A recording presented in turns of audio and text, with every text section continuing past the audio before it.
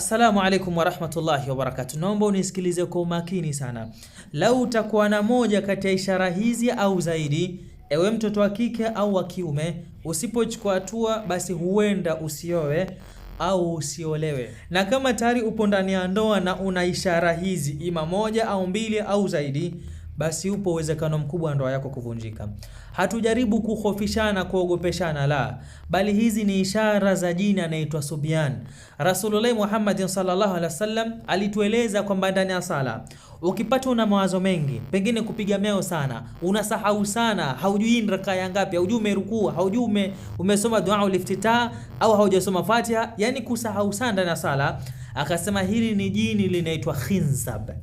Ila ukitoka ndani ya sala, huyu jini anayeharibu ndoa za watu au anayesababisha pengine mke haoleki au hata mume pia anashindwa kuoa, pengine mume ushepeleka posa mahala lakini baadaye mke tu mwenyewe ana ghairi hataki tena kuolewa, unapeleka sehemu nyingine mambo yanaharibika, au hakika usheletwa posa lakini mume harudi, unaletwa nyingine akaenda harudi, au hata wewe mke mwenyewe baada ya kwa mume umemridhia umeletwa posa lakini ghafla tu una ghaira utaki tena kuolewa. Huyu ni jina anaitwa Subyan, huwa ndo anaharibu huyo. Sasa usipochukua hatua basi mke huenda usiolewe au wewe wa kiume huenda usiowe.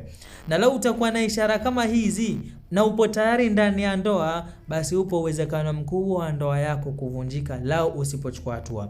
Sikiliza hizi ishara, lau utakuwa na moja kati ya hizi basi utasema. Ishara ya kwanza, kuwa na maumivu chini ya kitovu. Kuwa na maumivu chini ya kitovu. Ama jambo la pili, kuwa na hasira mara kwa mara.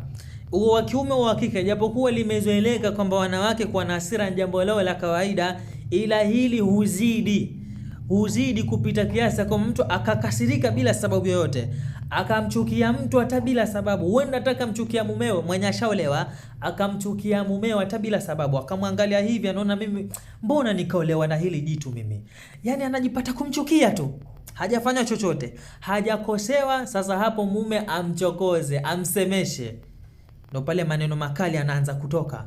Huu ni jina anaitwa Subyan.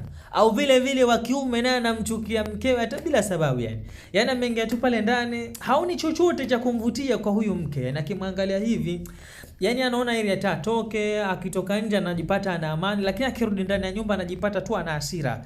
Mke ni chumvi kidogo imezidi ashakasirika, yani hasira kupita kiasi. Hii ni ishara ya huyu jina anaitwa Subyan. Hii ni ishara ya pili. Ama la tatu ni kuchukia tendo la ndoa. Mume mwenye ushaoa au mke ushaolewa anajipata tu hana hamu kabisa, si kwa siku moja, bali anaweza kamaliza hata wiki mzima hana hamu kabisa, hahitaji ili tendo la ndoa, hana hamu kabisa. Hii ni ishara mbaya ya jini huu Subyan. Lau hautochukua hatua basi huenda ukaiharibu ndoa yako. Ama jambo la nne ni kuota tendo la ndoa. Yani leo utakuwa unaota wewe tendo la ndoa mara kwa mara, ukilala lazima unaota ili tendo la ndoa mara kwa mara.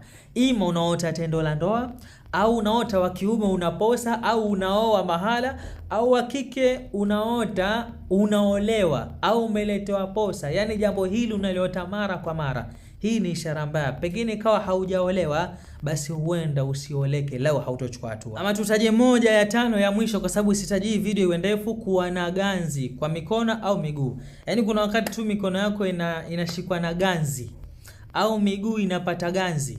Hii pia ni ishara mbaya jini huu Subyan. Unatekania uchukue hatua. Likulli da'in dawa, kila ugonjwa una dawa yake. Hata yule sheitan Khinzab ndani ya sala mwenye anakufanya uwe na mawazo mengi, Rasulullah Muhammad sallallahu alaihi wasallam pia alitufunza dawa yake, ukaijua na ukaifanyia kazi, basi hata kusumbua tena.